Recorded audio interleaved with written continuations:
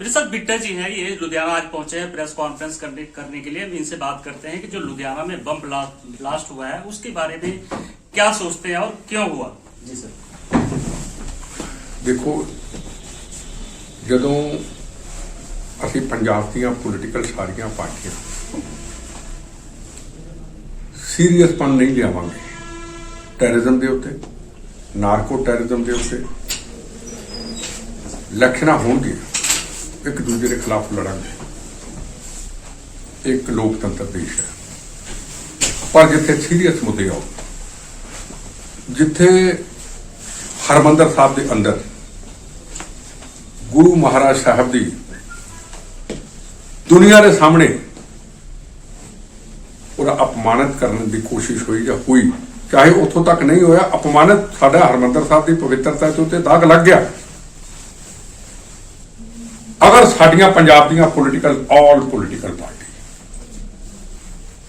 अगर गुरु महाराज के प्रति अमन शांति के प्रति असीं संसदीय रखुंदे, ਅਸੀਂ ਇਲੈਕਸ਼ਨ ਕਮਿਸ਼ਨਰ ਕੋਲ ਜਾਂਦੇ, ਅਸੀਂ ਸੈਂਟਰ ਗਵਰਨਮੈਂਟ ਨੂੰ ਕਹਿੰਦੇ ਆਹ ਸਾਡੀਆਂ ਪੋਲੀਟੀਕਲ ਪਾਰਟੀਆਂ ਦਾ ਫੈਸਲਾ, ਅਸੀਂ ਉਨੀ ਦੇਰ ਤੱਕ ਚੁਣਾਵਾਂ ਦੇ ਵਿੱਚ ਹਿੱਸਾ ਨਹੀਂ ਲਵਾਂਗੇ ਜਿੰਨੀ ਦੇਰ ਤੱਕ ਪਤਾ ਨਹੀਂ ਲੱਗ ਜਾਂਦਾ ਕਿ ਗੁਰੂ ਗ੍ਰੰਥ ਸਾਹਿਬ ਦਾ ਅਪਮਾਨ ਕਰਨ ਵਾਲੇ ਦੇ ਪਿੱਛੇ ਕਿਹੜੀਆਂ ਸਾਜ਼ਿਸ਼ਾਂ ਸਨ। ਅਸੀਂ ਤਾਂ ਗੁਰੂ ਮਹਾਰਾਜ ਸਾਹਿਬ ਨੂੰ ਕੱਲਾ ਛੱਡਤਾ, ਪਹਿਲਾਂ ਵੀ ਛੱਡਤਾ, ਲੁੱਚੇ ਸੌਦੇ ਨੇ ਅਪਮਾਨ ਕੀਤਾ ਉਦੋਂ ਵੀ ਛੱਡ ਦਿੱਤਾ, ਤੇ ਹੁਣ ਵੀ ਗੁਰੂ ਮਹਾਰਾਜ ਸਾਹਿਬ ਨੂੰ ਛੱਡ ਦਿੱਤਾ, ਤੇ ਹੁਣ ਇੱਥੇ ਬਲਾਸਟ ਹੋ ਗਿਆ।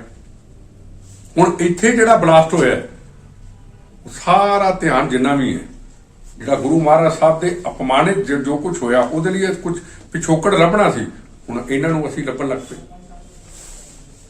ਸਾਡੀਆਂ ਪੋਲੀਟੀਕਲ ਪਾਰਟੀਆਂ ਦਾ ਇਸ ਲਈ ਫਰਜ਼ ਬਣਦਾ ਜਿਹੜੇ ਸੀਰੀਅਸ ਮੁੱਦੇ ਨੇ, ਜਿਹੜੇ ਪਵਿੱਤਰਤਾ ਦਾ ਅਪਮਾਨ ਬਲਾਸਟ ਹੋਏ ਉਹਦੇ ਵਿੱਚ ਮਾੜੀ ਬਿਆਨਬਾਜ਼ੀ ਨਾ ਕਰਨ, ਪੂਰੇ ਟੈਰਰਿਸਟ ਗਰੁੱਪਾਂ ਨੂੰ, ਪਾਕਿਸਤਾਨ ਨੂੰ, ISI ਨੂੰ ਸੰਦੇਸ਼ ਦੇਣ ਸਾਡੀ ਰਾਜਨੀਤਿਕ ਲੜਾਈਆਂ ਸੀ ਚਲਦੀਆਂ ਰਹਿਣਗੀਆਂ, ਪਰ ਪੰਜਾਬ ਦੀ ਅਮਨ ਸ਼ਾਂਤੀ ਦੇ ਮੁੱਦੇ ਦੇ ਉੱਤੇ ਜਿਨ੍ਹਾਂ ਦੀਆਂ ਪੁਰਾਣੀਆਂ ਸਾਡੀਆਂ ਰਾਜਨੀਤੀ ਗੰਦੀ ਰਾਜਨੀਤੀ ਦੀ ਗਲਤੀਆਂ ਨਾਲ 36,000 ਬੇਗੁਨਾਹ ਦਾ ਕਤਲੇਆਮ ਹੋਇਆ, ਉਹਦੇ ਵਿੱਚ ਸਾਡੇ ਹਿੰਦੂ ਭਰਾ 19,000 ਦੇ ਕਰੀਬ ਸ਼ਹੀਦ ਹੋਏ।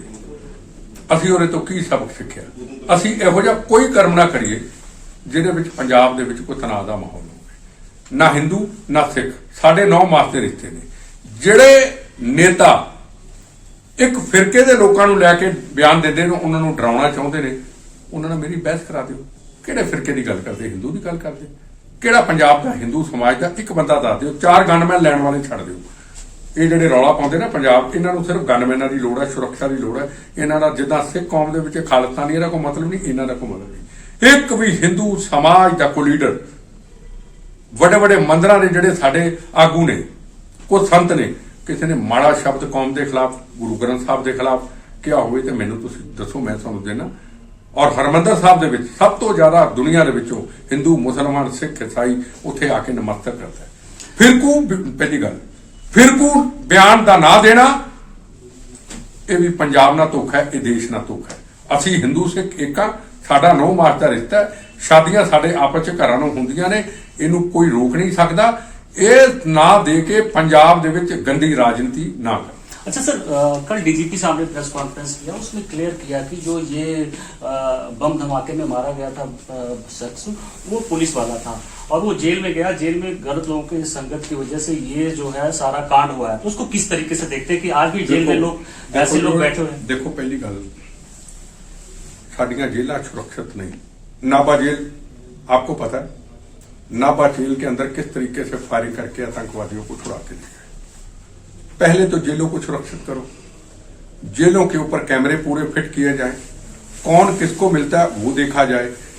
मेरे ऊपर भी काफी समय पहले नाभा जेल के अंदर दलजीत सिंह बिट्टू बंद था, हरनेक सिंह बंद था, अंदर मीटिंग हुई, ड्यूटी लगाई, फलानी जगह पे बिट्टे का फलाना नुकसान करना, तो जेलों के अंदर प्लानिंग होती है। अब जेलों को भी हमें निगाह रखनी चाहिए, और ये जो खतरनाक टेररिस्ट हैं इनको निकाल करके किसी को बेंगलोर, किसी को दिल्ली, किसी को मध्य प्रदेश भेजना चाहिए। इसको क्यों रखा है, उसको शिफ्ट कर दे। अगर उन्होंने ये कहा है तो मेरी उनको या ये राय है, जितने भी खतरनाक टेररिस्ट हैं जेलों से निकालें और इनको दूर भेज दें। और जो दूसरे नागरिक पकड़े जाते कोई ड्रग के ऊपर, कोई और गैंगस्टर, उनको इधर रख दे। इनकी छांटनी करनी तो उनका काम है, ये तो मेरा काम नहीं। अब जेल है तो पहले भी तो जेलों से आतंकवादी बाहर भेजते थे, उनको बाहर भेज दें। अच्छा, क्या मानते हैं कि इस विस्फोट में किसका हाथ हो सकता है? देखो जी, ये कहते हैं बब्बर खालसा, ठीक है, ये पुलिस का बयान है ना, एजेंसी बब्बर खालसा, खालिस्तानी गुट। हम लड़ते रहे कई सालों से, बम भी खाए, गोलियां भी खाई। बब्बर खालसा क्या है? बब्बर खालसा का मतलब ये कहते हैं कि ये सिखों की रक्षा करता है, जो कचहरी के अंदर हिंदू सिखों का कत्लेआम करता है वो बब्बर खालसा है। जो बेअदबी होती है वो बब्बर खालसा कहां जाता है? जब पाकिस्तान के अंदर हमारे ननकाना साहब के अंदर एक मुसलमान काफिर था, वो गुरुद्वारा साहब का अपमान करता है, इसको मैं नुकसान पहुंचा दूंगा गुरुद्वारा साहब, वो ग्रंथी की बेटी को अगवा करके ले जाता है? वहां सिख और हिंदू भाइयों के मंदिरों का नुकसान होता है, उनको गोलियों से मारते। महाराजा रंजीत सिंह, जिसके काबुल कंधार तक तलवानी कामते थे, उनके स्टैचू को तोड़ दिया जाता है। और काबुल के अंदर गुरु ग्रंथ साहब की बैठी हुई संगत, वहां आके आतंकवादी उनको गुरु ग्रंथ साहब विराजमान है, गोलियों से खत्म कर देते हैं। आपके कश्मीर के अंदर एक महिला सिख प्रिंसिपल जो मुसलमानों के बच्चे पालती थी, है ना, उसको गोलियों से मार देते हैं। और कई साल पहले 32 के करीब सिख भाइयों को लैंड में खड़ा करके मार दिया जाता है। इनकी ऐसी की तैसी बदमाशों की ये बब्बर खालसा, वहां इनकी कहां इनकी फट गई है, वहां कहां खड़े हैं ये बब्बर खालसा का मतलब सिख कौम के आगू बनते हैं। कहां उस वक्त आपकी सिख कौम गई? कहां गई मानवता को बचाने के लिए? कहां गुरु ग्रंथ साहब को बचाया? नरेंद्र मोदी है जिसने गुरु ग्रंथ साहब को वहां से बचाया और सबको सिख समाज के, हिंदू समाज के लोगों को लेके आया। अरे हम जागते ही नहीं है। पंजाब की पॉलिटिकल पार्टियां, पंजाब के धर्म के लीडर जागे तो सही। बब्बर खालसा का मतलब क्या है? ये आईएसआई के एजेंट हैं, आईएसआई से पैसे लेते हैं और आईएसआई इनके काम लेती है, आईएसआई चलाती है। जब पाकिस्तान में गुरु ग्रंथ साहब का, गुरु नानक देव जी का, हिंदू भाइयों का, मंदिरों का, गुरुद्वारों का नुकसान होता है, उस वक्त ये कहां जाते? मेरा इनसे सवाल है, काहे का बब्बर खालसा? एक लास्ट क्वेश्चन, ये कहा जा रहा है कि आप बीजेपी में शामिल हो सकते हैं।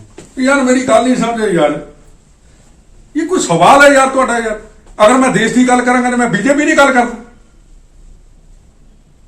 नहीं। मैं ਤੁਹਾਡੇ ਤੋਂ सवाल पूछ के फिर जान दूं मैं ना। सोशल मीडिया पे अफवाह फैलाई जा रही है कि बिट्टा साहब बीजेपी में शामिल हो सकते हैं। और यार मेरी गल नहीं समझे यार, अपने दिमागों को, अपने विचारों को ऊंचा रखो। अगर मैं देश की बात करूंगा, अगर पाकिस्तान के खिलाफ बोलूंगा, अगर वंदे मातरम बोलूंगा, भारत माता की जय बोलूंगा, अगर गुरु ग्रंथ साहब का अपमान हुआ उसके ऊपर बोलूंगा, तो बीजेपी में जा रहा हूं। आप बताइए कौन सी मेरी ऐसी चीज देखी आपने ये कहा? नहीं, आप मुझे कहा सोशल मीडिया, आप मुझे बताइए मेरी ऐसी कौन सी बयान देखा जो बीजेपी के फेवर में था? हाँ, नरेंद्र मोदी की मैं बोलता हूं, खुल के बोलता हूं। क्यों?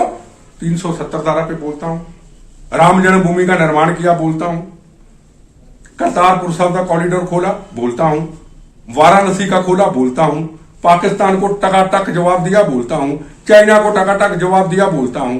जवानों के परिवार जब शहीद होते थे तो 20-20, 1-1, 2-2 लाख रुपया दिया जाता, आज 1 करोड़ 1-1 करोड़ देते हैं। तो बोलता हूं, सही बोलता हूं। इमरान खान के हक में नहीं बोलता, इसका मतलब बीजेपी का हूं मैं? क्या मोदी इमरान खान या नवाज शरीफ या मुशर्रफ है क्या? आप सवाल आप भी जवाब दो। आप मेरे से पूछ रहे, आप जवाब दो।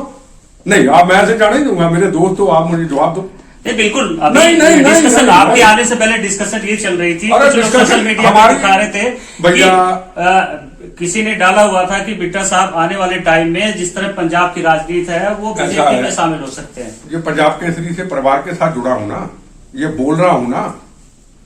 और राजनीति तो मुझे चीफ मिनिस्टर 96 में छोड़ी मैंने, बेअंत सिंह की शहादत के बाद चीफ मिनिस्टर के लिए ऑर्डर आ चुका था। मैं कहा ये मेरा कर्म नहीं है।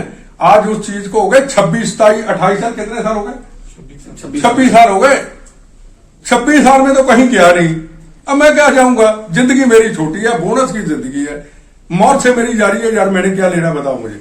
नहीं, ये चीज का सवाल तो मैं आपसे लेके फिर जाने दूंगा, मुझे जवाब दो। आपने क्या सोच के मुझे कहा कि मैं बीजेपी में जाने वाला हूं? बस ये जब मैं किसी पॉलिटिकल पार्टी में एक्टिव ही नहीं, तो मुझे एक चीज का सवाल का जवाब दे दो, फिर आप चले जाओ। जी बिल्कुल, आप देख सकते नहीं, हैं कि जो ऐसे नहीं। अफवाह फैलाई जा रही है सोशल मीडिया पे वो बिल्कुल गलत है। मैं देश के लिए बोलता रहा हूं और बोलता रहूंगा। ये जो अफवाह फैलाई जा रही है वो बिल्कुल गलत है। राजेश गौतम, पंजाब केसरी टीवी, लुधियाना।